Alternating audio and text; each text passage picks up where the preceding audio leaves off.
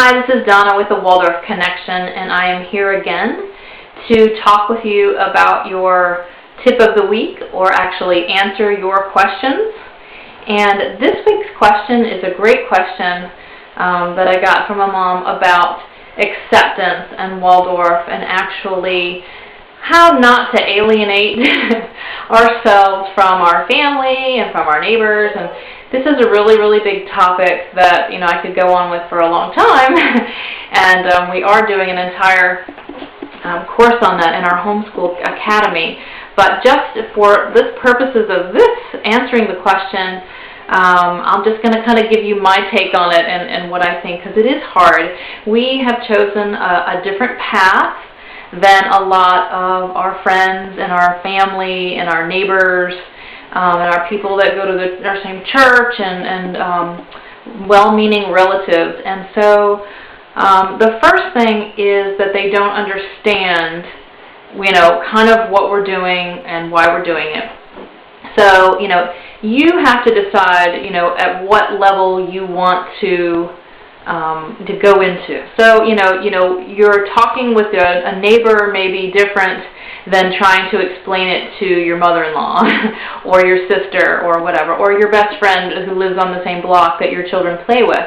So depending on the level of exposure or relationship that you have with the person, may depend on how in-depth you want to go. But I think explaining the basics of why you're doing what you're doing is a big key here. And so if you don't know or you're not really sure about what you're doing, then having that information as a tool in your back pocket is very, very helpful.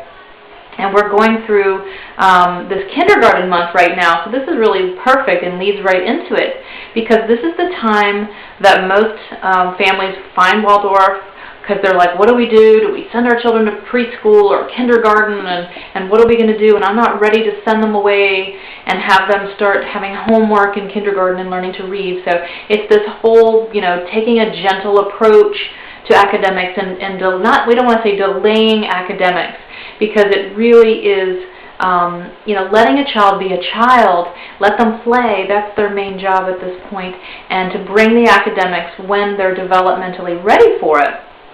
So by understanding that and understanding why all of that is happening, I don't want to say it gives you ammunition, because I don't want it to be a confrontation, but I think if you yourself understand the benefits of a play learning environment versus going right into early academics and drilling on math and early reading and all of that, if you understand it yourself and really dig into that, and you can find a lot on internet right now about the differences in kind of this play learning environment versus this early academic, No Child Left Behind, forcing early testing and all of that. Just in general, you can look up a lot of that information and kind of see that the research is coming in now, and it is going in the direction of waiting and playing and letting a child play, because the skills they learn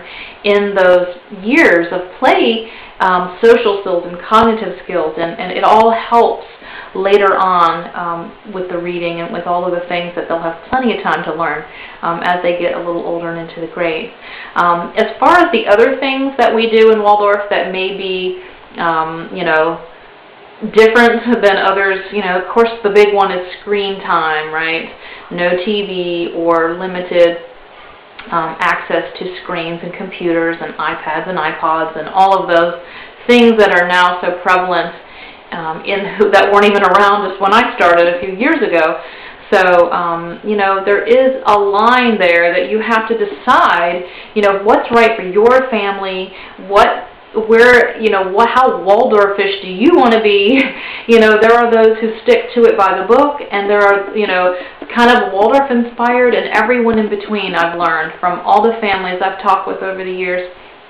And you have to do what feels right for you and your family, and what, your, without causing too much friction and all of that with everyone else.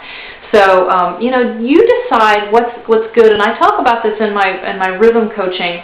Decide what's good for your family, for you. What kind of values do you want? What parts of this do you want to take? What parts of this Waldorf method do you want to live and have? And so once you've decided that, you can go out and let your immediate family or whatever know, we're going to be doing natural toys, and we're not going to be watching this TV, maybe an occasional video of approved by you, or whatever you want to, however you want to do it.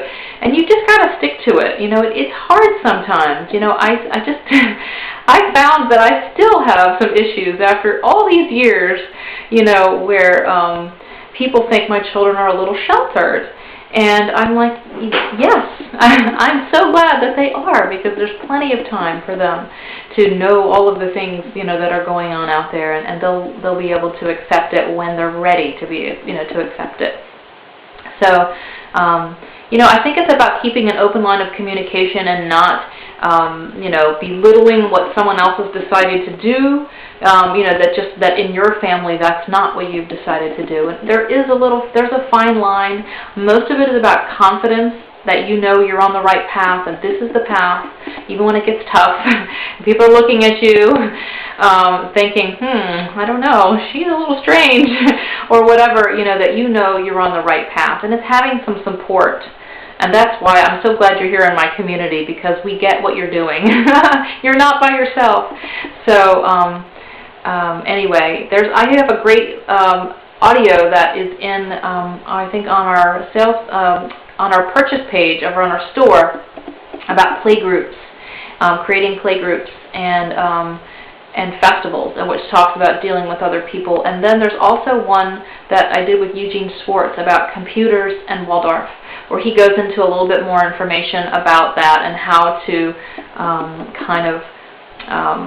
dance around being with the relatives and doing what you're doing while you're at the relative's house, especially with holidays and things coming up. And he goes into a lot of more detail. So if you're more interested and want more in-depth information, you can certainly get that audio in our store. So, okay, I hope that helps you, gives you a little bit to kind of go with. A lot of it is about confidence and just being sure that what you're doing is right for your family, and this is the way you want to go. And honestly, people will look at you a different way. You've got your, she seems like she knows what she's doing. She's confident, versus, I don't really know. I think we're doing it because of this. People start to go, I don't know if she's understanding it. Maybe she's not quite sure, and maybe I should step in and help. And most people are just doing it from, they want to be helpful. They want to make sure that your child is getting everything they need to get. So if you have some of this tools in your back pocket, you can come back and say, yes, they are getting everything they need to get. I'm on it, and here's why. So you can kind of go through that and have that assurance for yourself, and as well as your relatives and good friends. So I hope that helped, and until next time, I'll see you then. Bye-bye.